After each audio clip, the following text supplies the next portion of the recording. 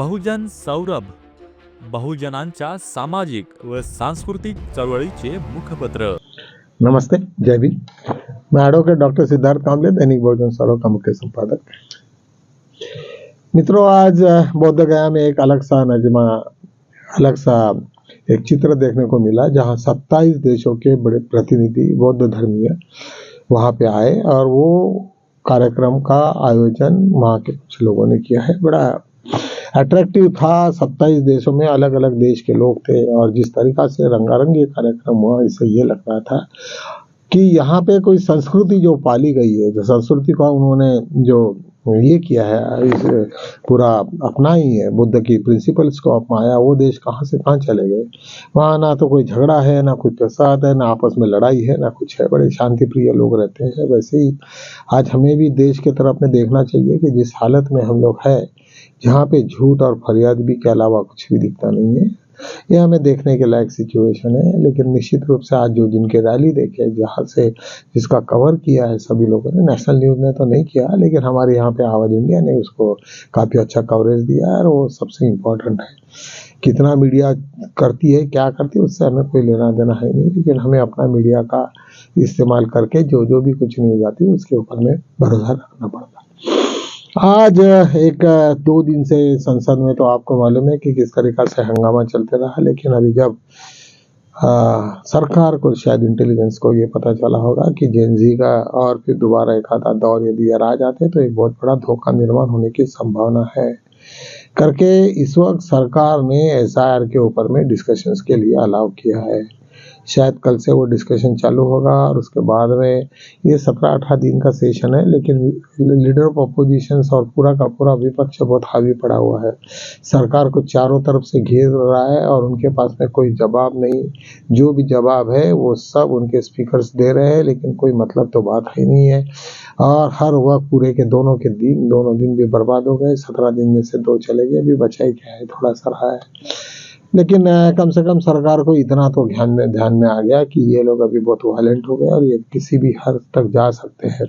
और पूरा तैयारी भी विपक्ष में लगी हुई है कि यदि नहीं आता तो बहुत बड़ा नेशनल लेवल पे, कम से कम दिल्ली में जो बहुत बड़ी रैली है, वो रैली का शायद किसी भी प्रकार से उसका ये हो सकता है। 1-2 यूट्यूबर ने भी ये भी दर्शाया कि भाई तुम जेनजी को क्यों बुला रहे हो, तुम क्यों लीडर ऑफ अपोजिशन क्यों कुछ नहीं कर सकते।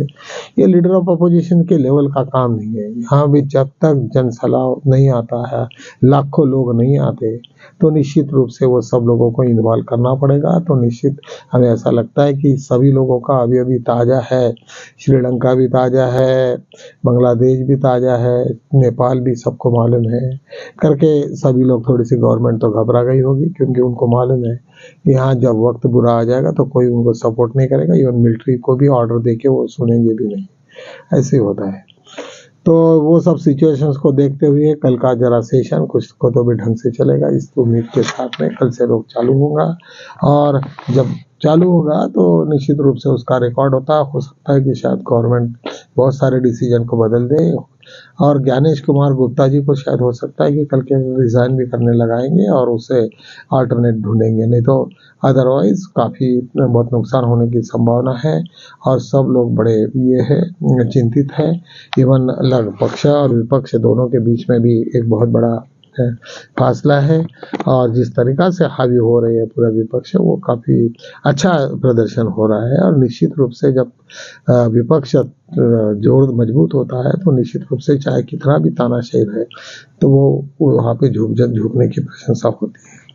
एक छोटी एक न्यूज़ आ गई, तुम सब लोगों को मालूम है, उमर खालिद का बहुत दिनों से सुप्रीम कोर्ट से अभी तक उसका बेल एप्लीकेशन रिजेक्ट हुए।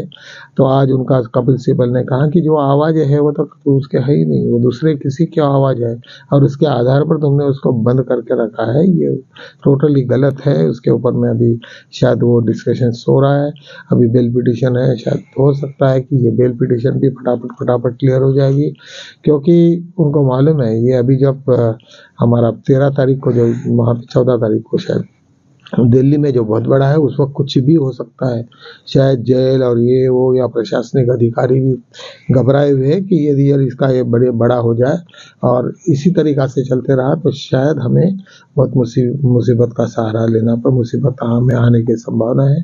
तो मुझे लगता है कि सरकार थोड़ी डरी हुई है। जिस तरीक़ा से मोदी ने जो कहा परसों के दिन भाषण में कि यहाँ पे ये कोई डांस कोई ये नहीं है, यहाँ डांस करने की जगह नहीं है, तो उसके ऊपर में विपक्ष ने कहा कि ड्रामा करने के लिए नहीं है। तो सब लोगों ने बोला कि ड्रामा कौन करता है, और हम लोगों ने क्या डिमांड की है, यहाँ पे वोट चोरी के ऊपर में ये होना चाहिए, डिस्कशंस होना चाहिए, और तुम उसके लिए तुम अपना एजेंडा ये कर रहे हो तो हम कैसे सुनेंगे। तो ये सब चीज़ों के ऊपर में आज मुझे लगता है कि वो काफ़ी गंभीर सी बातें हो गई, और इंटेलिजेंस का रिपोर्ट तो रहता ही रहता है। उनको लगता है कि शायद ये बात बिगड़ भी सकती है बाकी जगह के जैसा, तो उसके वजह से गवर्नमेंट थोड़ी झुकी हुई दिख रही है। सुप्रीम कोर्ट का में जस्टिस नागरत्ना, बीवी नागरत्ना ने कहा कि भाई जो भी जजेस गए और उस वक्त वहाँ पे सुप्रीम अपने गवर्नमेंट की तरफ से जानबूझ के भूषण गवई के केसेस में उन लोगों ने अपियर ही नहीं हुए, बाकी सबका ये हो गया। तो उन्होंने कहा कि भाई फिर दोबारा शुरुआत से तुम सुनवाई नहीं कर सकते हो, जो भी हो गया वो उसी के जज के साथ में उसको टोस्ट आउट नहीं कर सकते, पूरा दोबारा तुम खत्म नहीं कर सकते हो। तो ये सिचुएशंस को देखते हुए नागरत्ना ने पूरे सरकार को, सुप्रीम कोर्ट को भी काफ़ी इस पे लिया है। सेकंड ऑफकोर्स वो थर्ड इसके बाद में वो भी चीफ जस्टिस होने वाली है, लेकिन उसने जो भी बोला है उसका एक असर तो होता ही होता है। तो एक दूसरा एक बहुत बड़ी एक खबर आई है सभी इसमें कि संचार साथी नाम का एक ऐप सरकार ने लॉन्च किया। वो सब इसके आईफोन के साथ में उसका मिलाप है।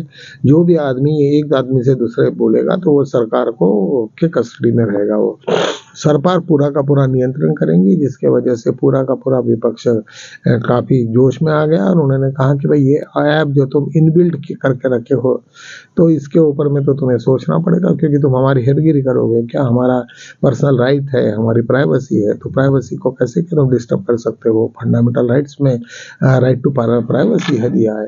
तो इसके ऊपर में भी मुझे लगता है कि गवर्नमेंट ने बैक हो गई है, बैकफुट पे आ गई है, और गवर्नमेंट शायद वो उनको ये करेगी पब्लिक को कि हम कंपलसरी नहीं करेंगे, और जिसको भी रहेगा वो ऑप्शन रहेगा, वो जिसको भी लेना है वो लेंगे, नहीं तो नहीं लेंगे।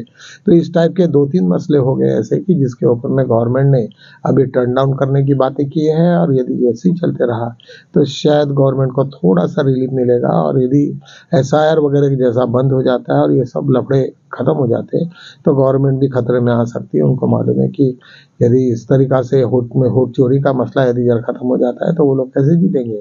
लेकिन एक जीतेंगे नहीं तो मरना भी है, आज ना कल तो ये होना है, बाद में सुधारने का जो भी है वो करेंगे, लेकिन समय तो उसको लेके जाना है।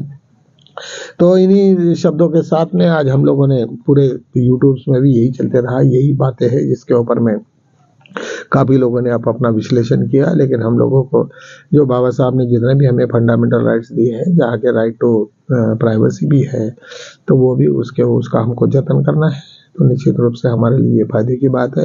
खैर हम लोग तो उसमें कोई बहुत ज़्यादा अम्बेडकराइट लोग उसमें इन्वॉल्व होते नहीं है, क्राइम्स में नहीं है, तो हमें कोई डर भी नहीं है, लेकिन फिर भी प्राइवेसी का इम्पोर्टेंट होता है। तो चलो आज के दिन यहीं हम विराम लेते हैं, कल मिलेंगे, तब तक के लिए जय भीम।